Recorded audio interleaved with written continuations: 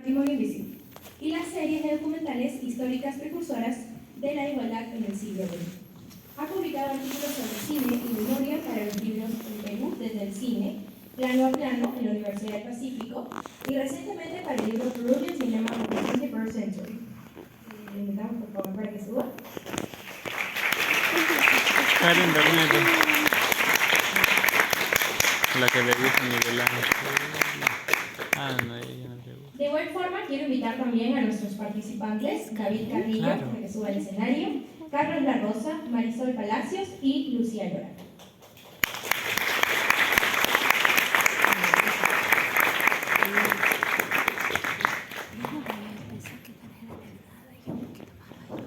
Ahora sí, damos inicio al conversatorio.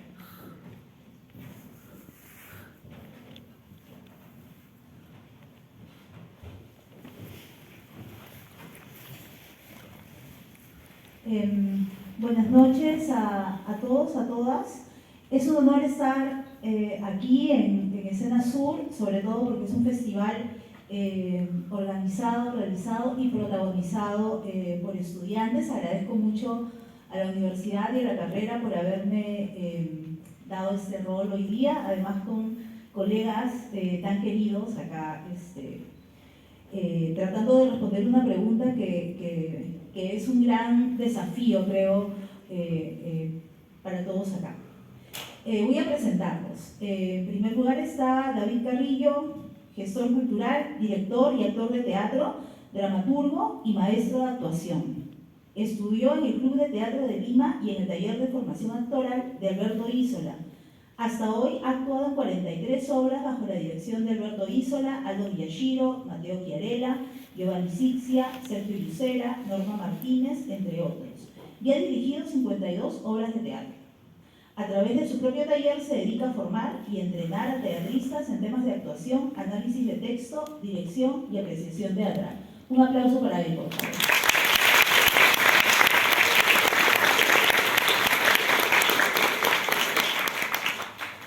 Luego tenemos a Marisol Palacios, egresada de la Escuela de Teatro de la Universidad Católica del Perú, donde se recibió como actriz profesional. Hizo varios montajes como actriz.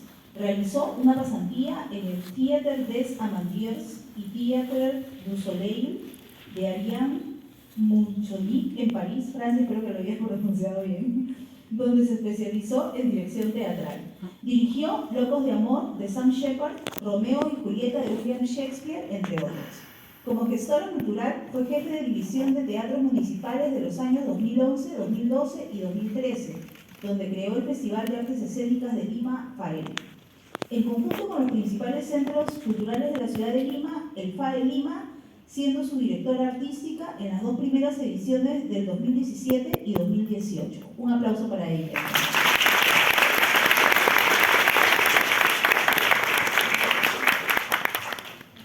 Luego tenemos en la mesa a Lucía Lora, actual directora general y directora de investigación del ENSAT, directora teatral, investigadora, actriz y pedagoga.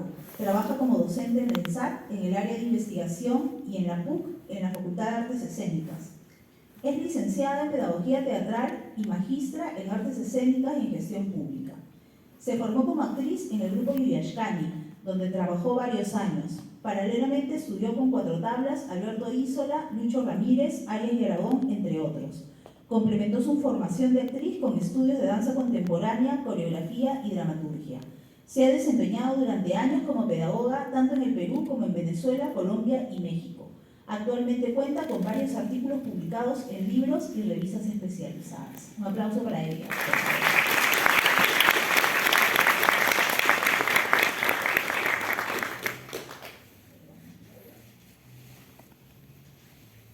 Y también nos acompaña Carlos La Rosa. Carlos La Rosa es licenciado en Artes Escénicas y magíster en Estudios Culturales por la PUC. Actualmente labora como docente universitario en cursos vinculados al desarrollo de públicos, gestión y producción en artes escénicas. Asimismo, es consultor independiente en temas de cultura. De 2019 hasta inicios de este año, trabajó como director de artes en el Ministerio de Cultura. y de 2020 a 2022 fue presidente del Fondo de Ayudas a las Artes Escénicas Iberoamericanas Iberescena, integrado por 17 países. Un aplauso para Carlos.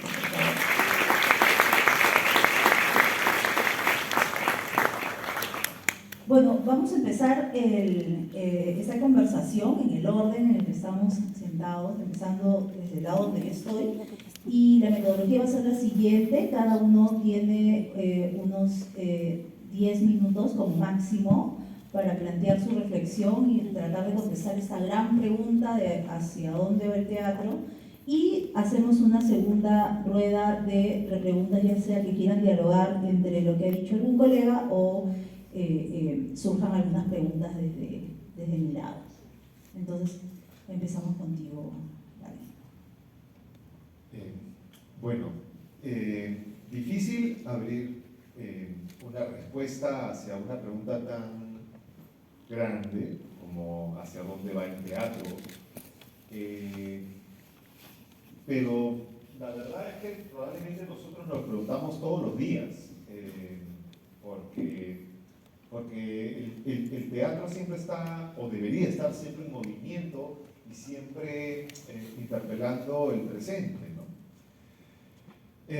Sin embargo, la pandemia fue un batacazo muy fuerte a las artes escénicas, porque nos dio en el corazón de nuestro trabajo, que era justamente respirar el mismo aire de nuestro público, ¿no? Entonces, eso fue como un atentado directo a la esencia del teatro, y probamos otras cosas, algunas muy interesantes. Pero, concretamente, yo siento que el reto, donde yo siento que ha habido un cambio, y sí lo he sentido a partir de la pandemia sobre todo, es que más o menos nos habíamos acostumbrado los artistas escénicos a lidiar con la indiferencia de la mayoría, digamos. Y sentíamos que el hacer teatro era como una conquista uno a uno, poco a poco, de romper esa indiferencia, de animar a entrar al teatro, de ver algo de teatro. Sentíamos que podíamos construir un público de a poquitos y irlo ampliando, y ese era como nuestro afán, ¿no? Ir venciendo esa indiferencia teatral. Pero el cambio siento que se ha dado, que ya no siento que hay indiferencia, sino que se ha puesto de moda cierto desprecio. Ya hay gente que se jacta de burlarse o de hacer comentarios despectivos sobre la importancia del teatro, sobre la importancia de la arte escénica, sobre la importancia del cine, ¿no? Entonces hay una campaña ¿no? de ser hater ahora del arte, de la cultura, y eso me resulta bastante nuevo, porque antes podía verlo, pero era en el Twitter un huevito, ¿no? O sea, era alguien que no, era un nombre cualquiera, pero ahora sí hay gente con nombre y apellido que se jacta de decir cosas anticulturales absolutamente, de un nivel de desprecio, de inclusive decir, no vayan a ver la obra de, no vayan, ¿no? Entonces, eso sí me parece nuevo. Entonces, la pregunta es, ¿qué va a hacer el teatro frente a una campaña de desprecio? ¿No? Si el desprecio es quitarle precio, ¿no? al teatro, tal vez tenemos que tener una campaña y una fortaleza de valorizar nuestro trabajo, de darle valor. Y no solamente el valor que el capitalismo exige, creo que está muy bien, porque el teatro también tiene que ser rentable, y etcétera, etcétera, o por lo menos pues siempre manejarse en los números que tienden a algún nivel de azul, porque es importante, pero no se trata de eso, ¿no? Una obra no es exitosa porque el teatro está lleno, no solamente. Entonces creo que tenemos que dar una batalla de valorización y por otro lado una campaña de cariño. Creo que necesitamos crear lazos afectivos con la gente, conectarnos y darles ese motivo de por qué es importante el teatro. No motivos intelectuales, sino vivenciales. Pues porque pasa aquí ahora, porque habla de mi problema, porque me siento vinculado, porque siento que cualquier cosa que yo haga pueda alterar lo que estoy viendo. No sé, hay un montón de teorías que leemos, que estudiamos en la universidad, ¿no? Pero creo que hay que comenzar a poner en práctica para que el teatro sea teatro, para que tenga esos vasos comunicantes estrechos con el público, y que conectemos con el cariño, porque a veces yo me pongo a pensar cuando veo estas campañas de precios, oye, ¿qué te ha hecho para que hables así? Solamente ha hecho una película o ha hecho una obra de teatro. O sea, ¿por qué lo agarras a patadas y a un político que ha robado millones no lo agarras a patadas? Entonces, es como, hay una campaña de desprecio que se está desproporcionando y yo creo que tenemos que ganar en esos dos ámbitos, ¿no? En saber valorar nuestro trabajo, no permitirnos que nos desprecien, mantener nuestro valor y nuestro contacto afectivo, porque lo que nosotros sabemos, y si estamos aquí sentados, probablemente es porque el teatro en algún momento nos ha cambiado la vida. Y probablemente queremos hacer teatro para devolverle a la tierra eso que pasó con nosotros.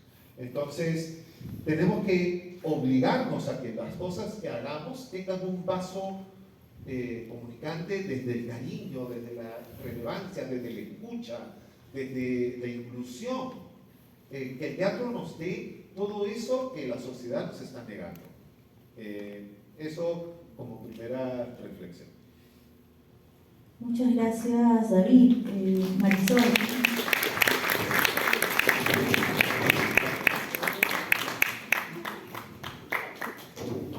Buenas noches a todos. Cuando Ernesto me planteó esta pregunta para este conversatorio, yo la verdad me quedé como en blanco, porque considero siempre el futuro como un enigma, ¿no? Como algo que no podemos prever, sobre todo aquí en el Perú. Ahora, por ejemplo, se está debatiendo una ley que quiere tirarse abajo los estímulos a la creación, y eso es gravísimo, ¿no? Es aterrador, porque, como bien dice David, no hay respeto, ¿no? Y lo peor es que hay un desconocimiento tremendo de lo que significa hacer arte, no para nosotros los artistas, sino para la ciudadanía. ¿Por qué es importante? En primer lugar hay que plantearse eso, ¿no? ¿Por qué es importante que una ciudad, una comunidad, un país tenga sus artistas y esos artistas puedan hablar libremente, ¿no? Y no hacer películas o obras de teatro que atraigan financiamiento extranjero o turismo, ¿no? Como se plantea en esa ley. Es tan necesario tener un espejo donde mirarnos, aunque eso que estemos mirando no nos guste, nos interpele, ¿no? Eso es lo que hacemos los que estamos trabajando en el escenario, ¿no? Y no es fácil, y es doloroso, y es titánico, porque hay que conseguir financiamiento, hay que pulir el texto que estás trabajando, hay que enamorar al actor con el que quieres trabajar, y sobre todo hay que atraer al público para que lo vea, ¿no? Entonces, es una cadena muy grande que tiene como fin crear mejores ciudadanos y sanarnos. O sea, es eso, es nada más que eso. Nada más, digo, es gigante, ¿no? Mi hermano, que es menor que yo y tiene plata, me mira con cara de condorito, así, cuando tiene los ojos así, diciendo, ¿qué haces haciendo teatro? No entiende. Y yo no puedo explicarle los beneficios que el teatro me da, ¿no? Que no son económicos, obviamente, pero sí son muy grandes. Y cuando me preguntó Ernesto eso, yo lo que me pregunté fue, ¿a dónde quiero ir yo? ¿No? Y donde estoy parada ahora, y digo, no porque quiera hablar de mí, ojo, ¿no? Porque creo que para hablar de lo universal uno tiene que hablar de lo particular. Entonces, primero me gustaría siempre seguir creando y poder crear desde un lugar de la palabra honesta, ¿no? De aquello que no me deja dormir, eso que no lo he resuelto. Y si podemos seguir construyendo esa voz, es decir, ese teatro, ese cine, esa literatura, esa pintura, en fin, todas las artes, esa música, nosotros como peruanos vamos a ser escuchados, vamos a interesar, vamos a hacer que todos den la vuelta a mirarnos y sobre todo vamos a tener una dignidad, porque tenemos una personalidad, porque tenemos una voz. Y eso,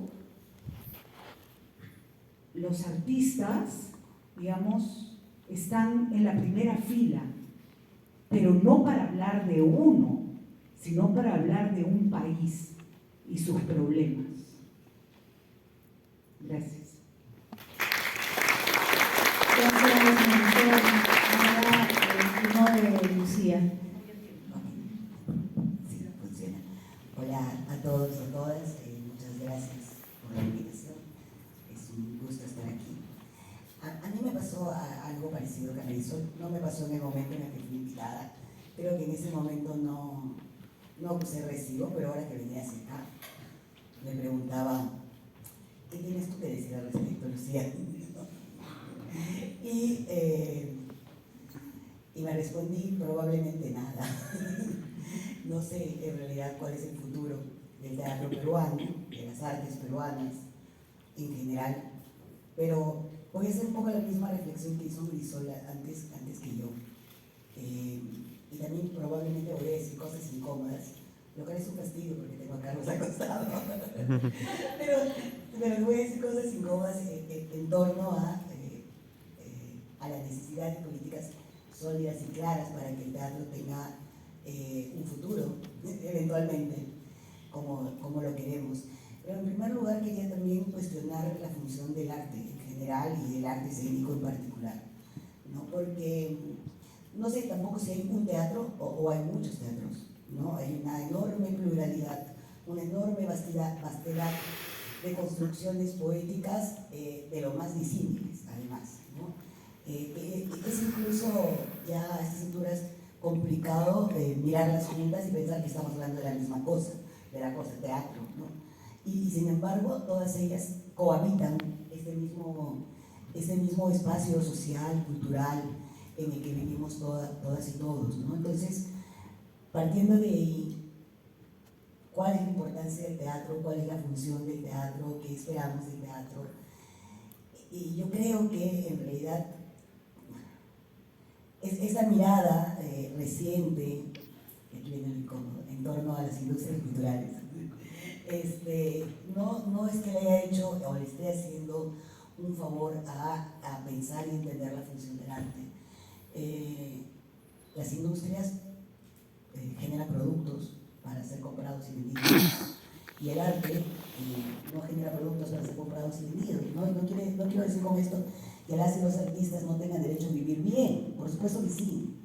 Pero el problema es de dónde sale esto y qué es lo que hay que negociar en el camino. Porque lo que estamos negociando al final son nuestros procesos de subjetivación. Es la construcción de nuestra identidad, de nuestras identidades individuales y nuestras identidades colectivas. Eso es lo que estamos poniendo en el mercado. Entonces, ¿cuál es la importancia del arte? Desde mi perspectiva, ¿cuál es la función del arte? Pues es generar diálogo, es generar incomodidad. El arte transgrede su materialidad, el arte transgrede la categoría de tiempo, el arte transgrede la categoría de espacio.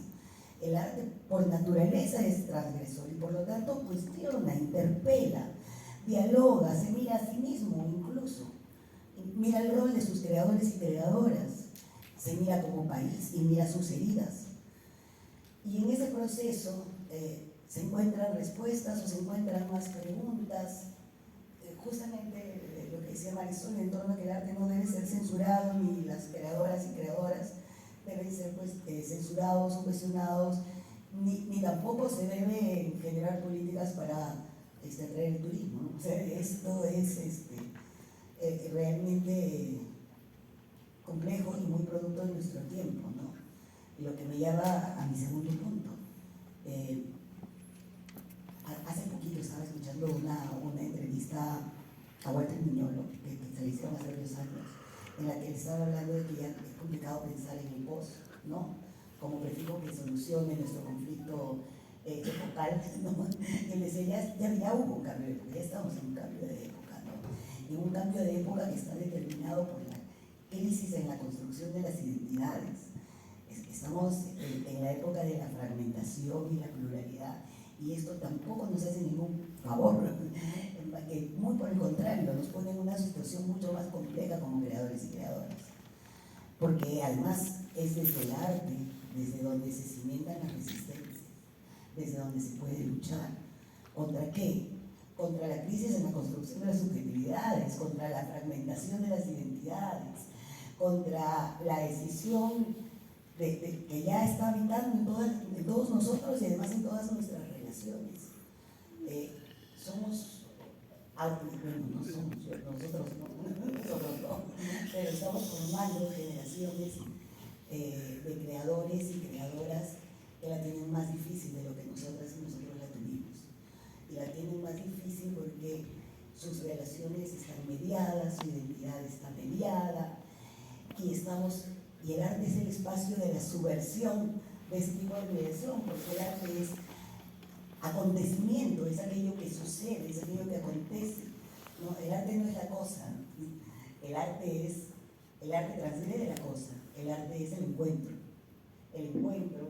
entre diferentes espacios, entre diferentes tiempos. Entonces, es desde nuestro hacer, desde donde podemos subvertir un futuro incierto, complejo, que no sé si llegue tampoco a estas alturas por todo lo que viene pasando para las artes, es decir, es desde el core de lo que hacemos, no solamente desde lo que decimos, sino desde cada una de las construcciones poéticas que vamos estructurando desde donde nosotros podemos resistir. Y también desde el pensamiento que eso genera. El arte piensa, el teatro piensa, produce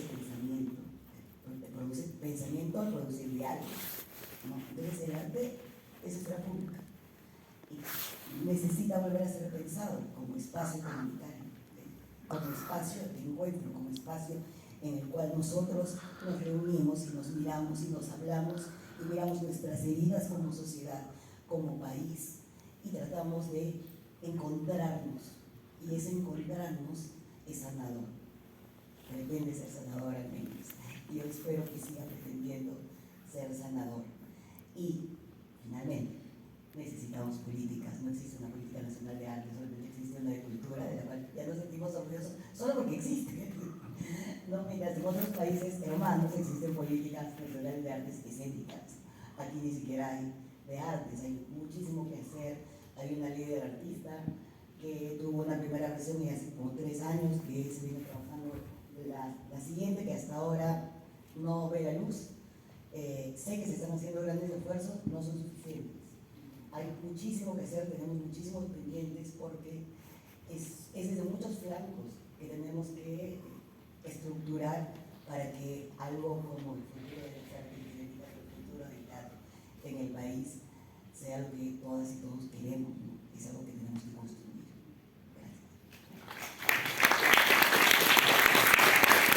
Gracias. Gracias, Lucía. Ahora escuchamos a Carlos.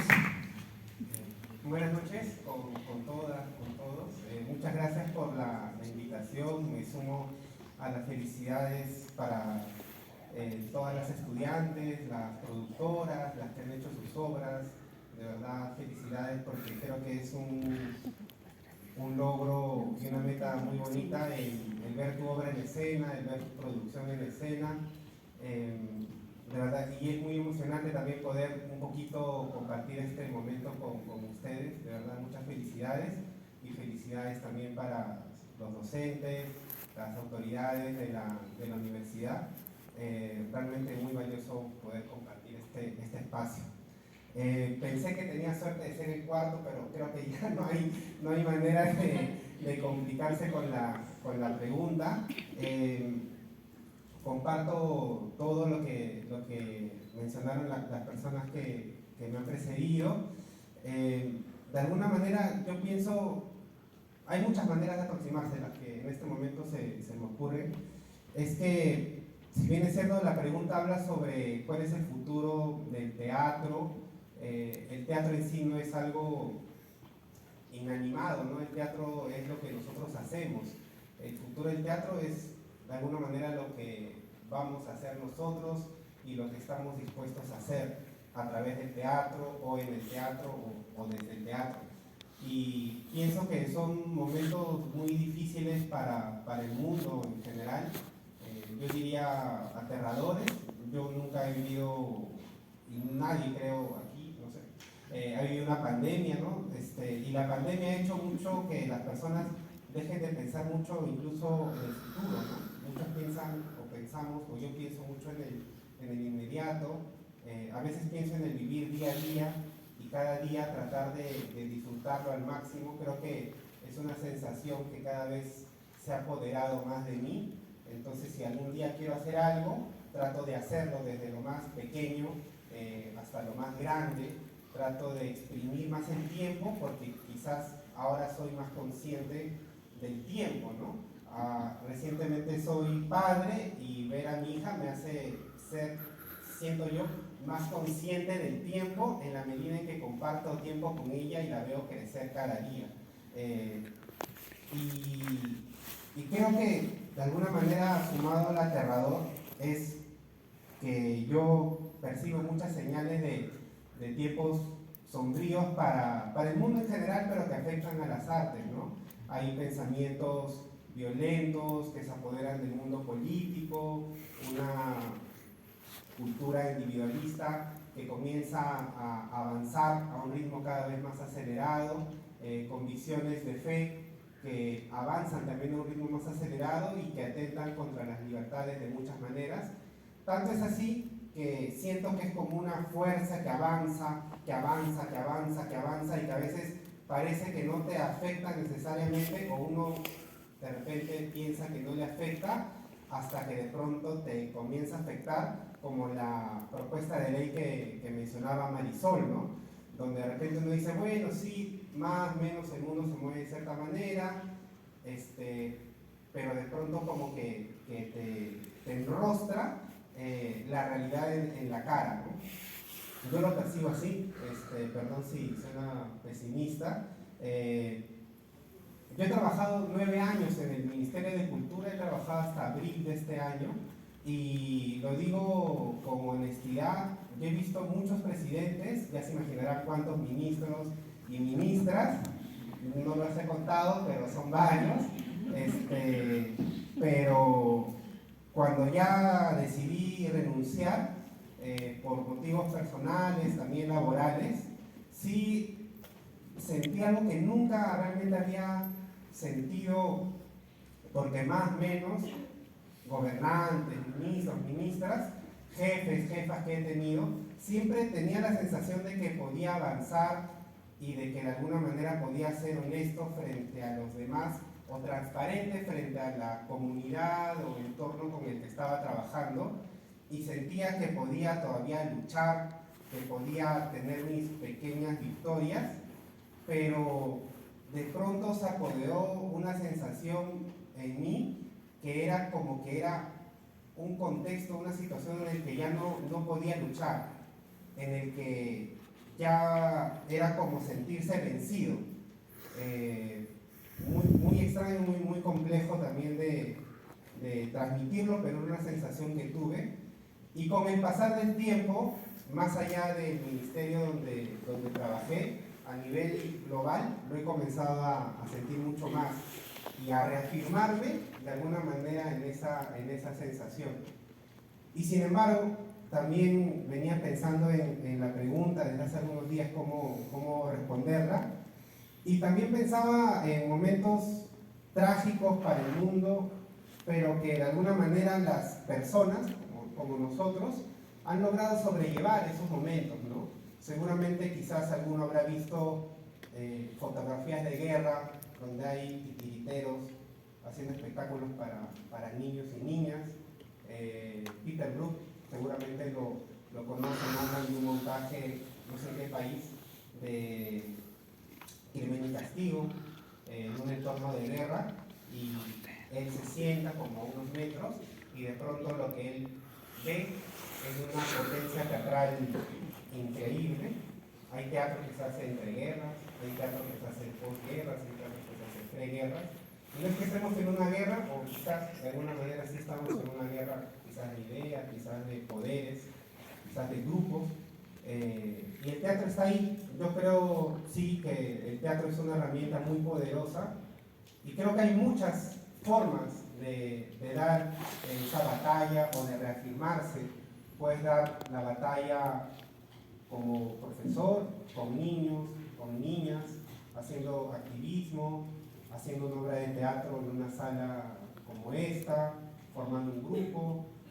Yo también creo que uno da la batalla también incluso leyendo, porque cuando lees se te ocurren cosas que las puedes intercambiar con otros, y creo que el teatro va a estar ahí siempre, y de alguna u otra manera creo que va a haber personas siempre que lo van a coger y lo van a reinventar. Y está bueno, porque tarde o temprano el teatro, como lo conocemos, y con esto acabo porque no estoy extendiendo, va a cambiar. Yo creo que si Sófocles viera cómo hacemos el teatro ahora, se espantaría y diría qué locura están haciendo, ¿no? Porque se imaginarán el anfiteatro, el coro, los coturnos, una cosa casi religiosa. Siento que si él ve la fiesta de Semana Santa de Ayacucho, le parecería como más teatral que quizás lo que nosotros hagamos, ¿no? Y así también, si ustedes que saben el teatro isabelino cómo era de día, función tras función, gente de pie, personas que pasaban con bacines para alquilar urinarios, no había baños, no había electricidad, solo había intérpretes varones, ¿no? Nadie sabía el texto del otro, una cosa que para nosotros puede ser muy lejana, y seguramente al revés también, y va a ir cambiando, ¿no? Y no hay que tener miedo a eso, más bien creo que hay que tener miedo a tener miedo, que eso de alguna manera te domine, ¿no? Entonces, volviendo al inicio, creo que más que pensar en el futuro, bueno, desde una perspectiva, más que pensar en el futuro del teatro, me invito también a mí a pensar en cuál quiero que sea mi futuro haciendo teatro, ¿no? O cuál quiero que sea mi futuro. Entonces por ahí me da como ciertas perspectivas y también alguna esperanza que es necesaria.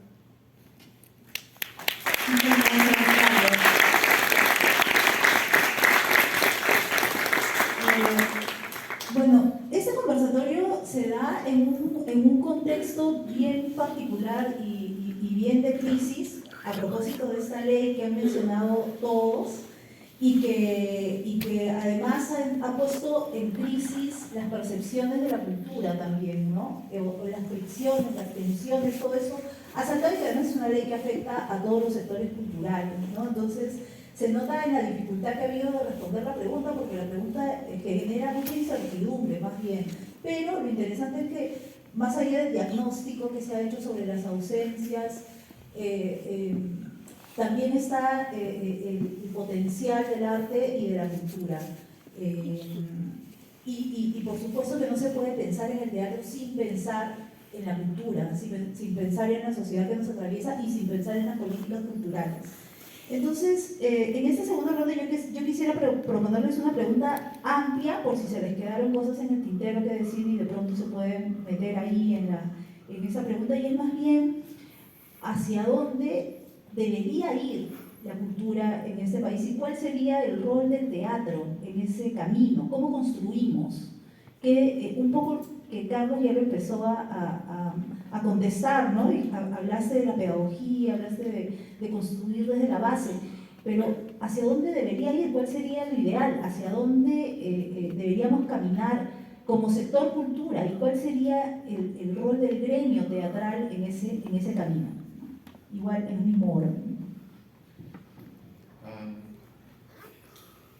Sí, voy a tratar de responder la pregunta porque me parece hiper pertinente y además creo que nos va a permitir algún nivel de cierre o de redondez. Es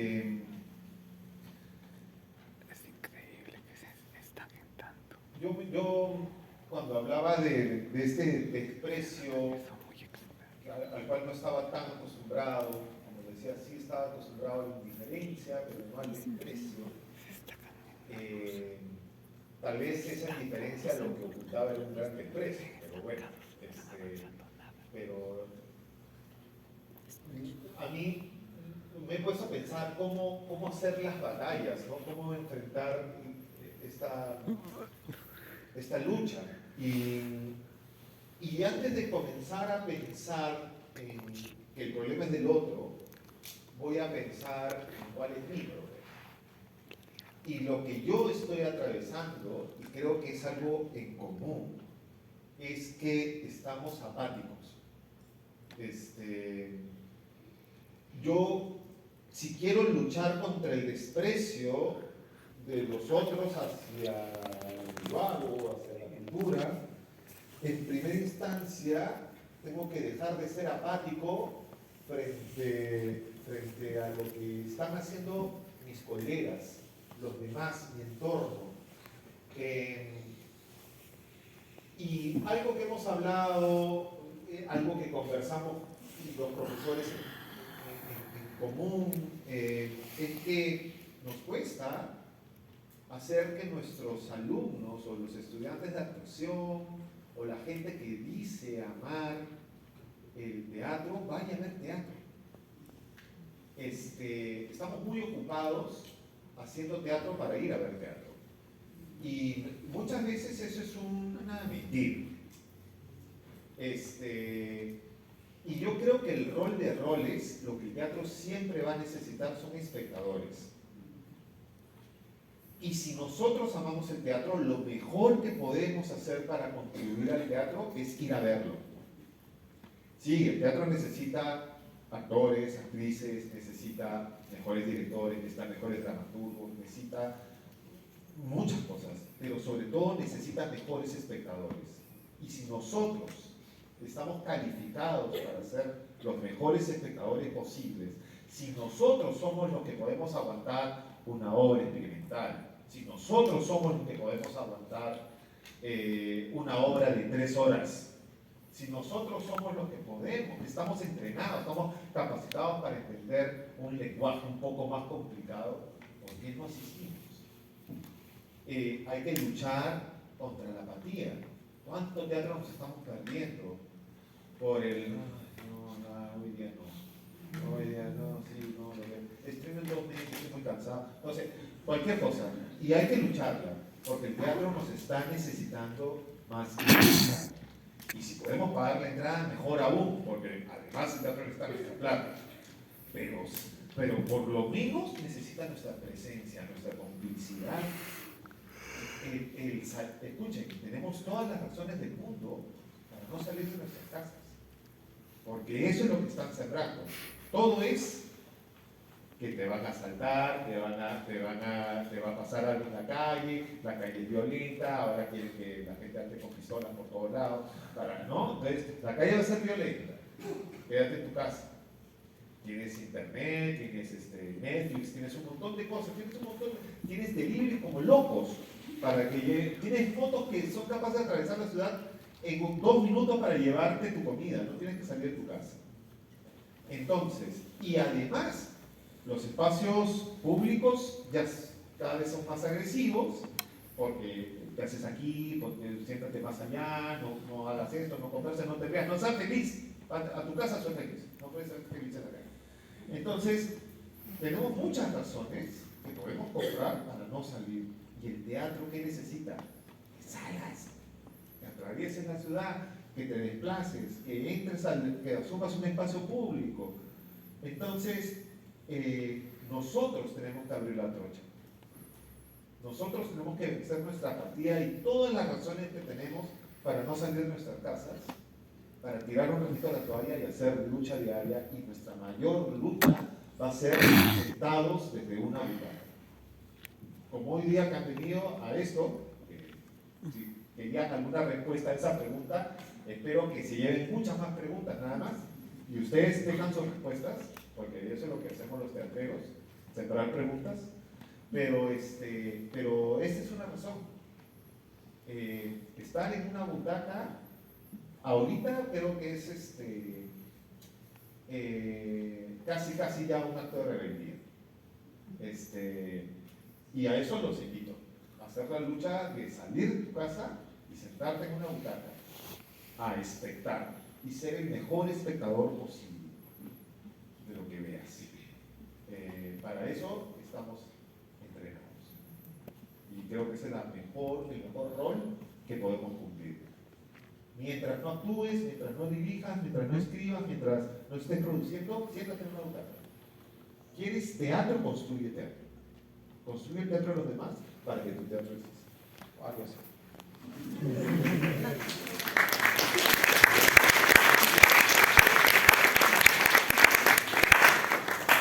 Sí, interesante pregunta, porque ¿qué es lo que se necesita, no?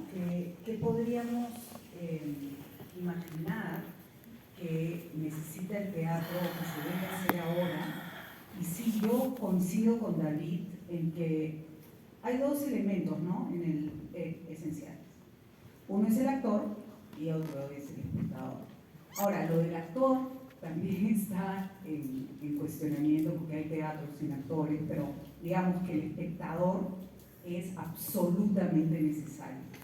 Pero creo que se necesita una gestión también para hacer crecer ese público y interesarlo y educarlo, ¿no?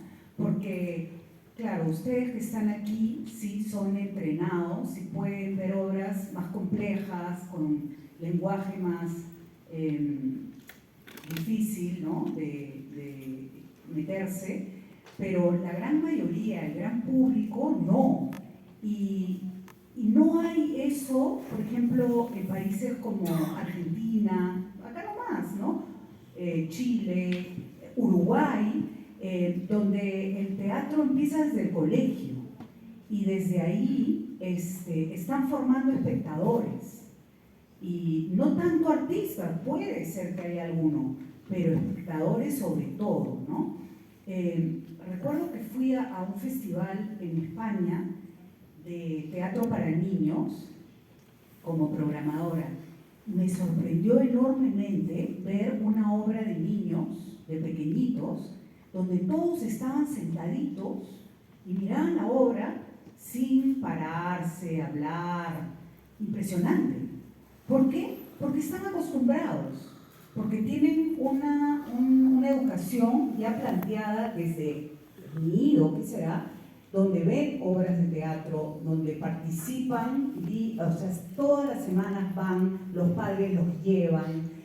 Y esa política de gestión de público no se ha dado del todo. Hay algunas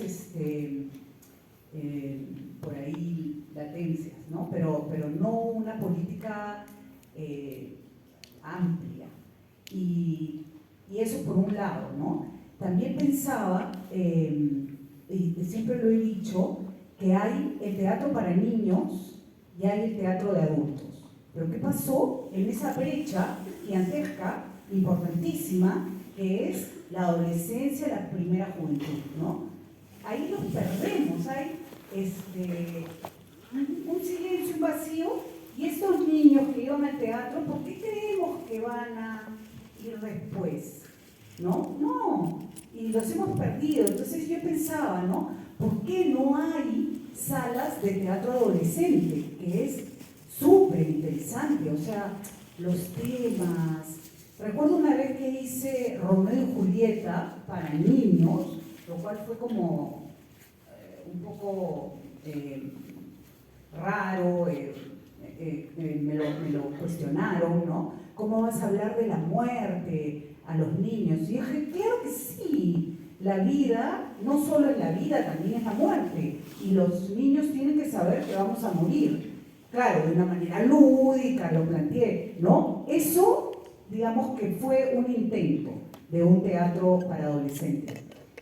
Además que Romeo y Julieta es una obra de adolescentes.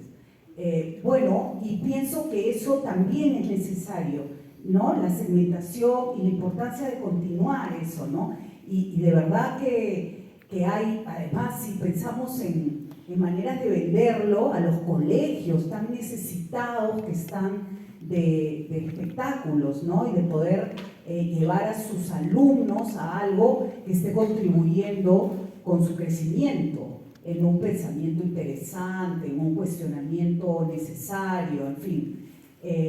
Esas son, me parece, dos cosas que se podrían trabajar para consolidar, ¿no? Un poco esto que es el público. Gracias.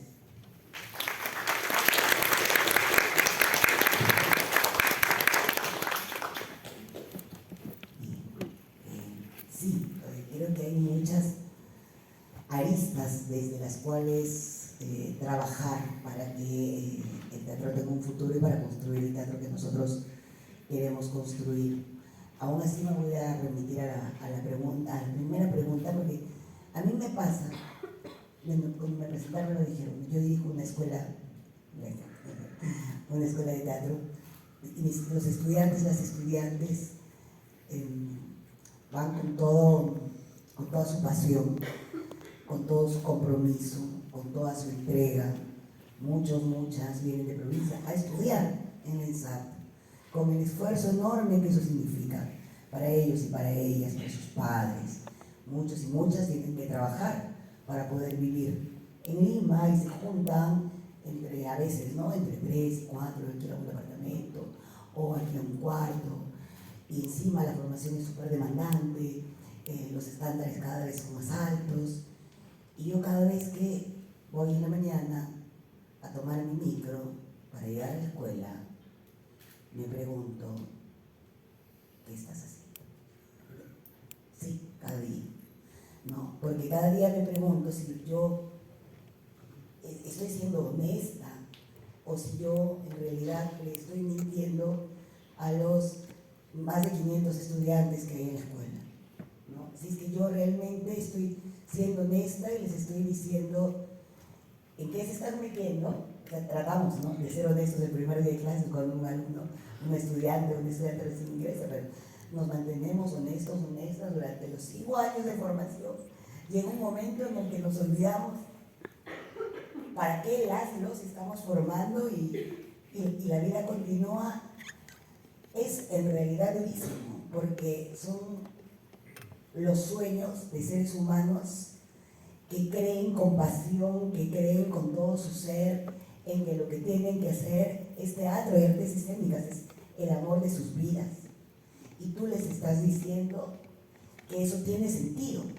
Y se los dices cada día que los mantienes ahí estudiando, que eso tiene sentido y que tiene sentido seguir luchando. Pero ese plantear esa esperanza, ese acto de fe que implica cada día de tu vida ir a trabajar y dirigir una escuela donde 550 estudiantes están convencidos de que lo que hacen tiene sentido, es un acto de fe, ¿no? Y es un acto de fe también para todos y todas las docentes, y es un acto de fe para todas y todos los estudiantes que en el fondo saben lo complicado del mundo al cual están ingresando. Más aún en una sociedad como la nuestra, como las sociedades latinoamericanas en general, ¿no? Son sociedades postcoloniales, sociedades racistas, clasistas, sexistas, complicadísimas, donde hay ciertos estándares, ¿no? Además complicados para ingresar al mundo de las artes escénicas, cosa con la que se ha venido superando en el tiempo, y pensamientos contra el cual muchas, no solo académicos, académicas, artistas, directores, directoras, críticos, críticas, hemos venido luchando, que se han venido superando, y sin embargo, nuevamente, como un poco lo que decía Carlos, estamos en un momento, no sé, medio apocalíptico, ¿no? O sea, en un momento de odios, en un momento de confrontaciones, de necesidad de reivindicaciones en lo tan micro que es imposible conciliar, que es imposible ser comunidad, ¿no? Y entonces insisto, es una tarea doblemente complicada, triplemente complicada. Creo que, por lo menos desde mi posición, la manera como se puede hacer para construir las artes escénicas que queremos, el teatro que queremos, es formando bien a nuestras y nuestros estudiantes, dotándolos de un espíritu crítico, dotándolas de herramientas analíticas, dotándolos también de marcos conceptuales que les permitan mirarse, ser conscientes de sus sujeciones, de aquellas sujeciones desde las cuales crean, formando no repetidores y repetidoras, formando artistas, creadoras, creadores, transgresoras, transgresores, críticas y críticos, para que esto se vaya reproduciendo. Sí, hay algo, y lo he dicho varias veces, pero una de las cosas que me hace más feliz de dirigir la escuela es que los estudiantes y las estudiantes, muchas y muchas, son de provincias y que van a regresar a sus regiones, y que lo que se está haciendo ahí en ese pedacito, ¿no?, va a fructificar, va a llegar, y si no son de provincias, muchos viven en la periferia y van a trabajar, van a hacer sus grupos, van a hacer sus festivales, van a hacer sus congresos, van a abrir casas de cultura, y lo que hagamos simplemente va a empezar a esparcirse, y la manera como miremos críticamente, pero también empáticamente, también solidariamente, como podamos entablar diálogos donde podamos dejar de estar a la defensiva y bajar la pata un ratito para poder mirarnos en los ojos y recuperar la idea de comunidad. Y entonces esa idea me levanta todas las mañanas y me hace caminar a tomar mi micro, a llegar a la escuela y a saber que en el fondo también yo sé que sí tiene sentido. Y tiene sentido porque seguramente yo preferiría estar haciendo otra cosa, ¿no? Me encanta leer, escribir, enseñar, pero en vez de hacer eso estoy ahí luchando con el ministerio, planteando proyectos de ley para presentar al ministro conferencista. En vez de eso estoy haciendo gestión pública, porque estoy haciendo gestión pública en una escuela de condiciones físicas. Y solo por eso me levanto todas las mañanas con la esperanza de que lo que hago tiene algún sentido. Y solo por eso sigo decidiendo todos los días hacer lo que hago, pues, dirigir la escuela. Entonces, creo que lo que hacemos, los que enseñamos, los que estamos también en los espacios de formación, de lo que nosotros hacemos, digo, también va a depender que el arte escénico y el teatro que queremos construir se convierta en una realidad, no a través nuestro ya, pero sí a través de ustedes.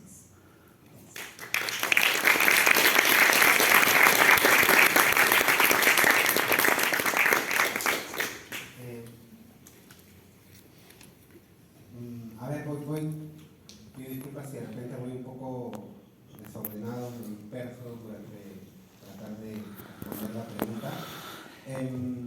Yo creo que en esencia algo que se me ocurre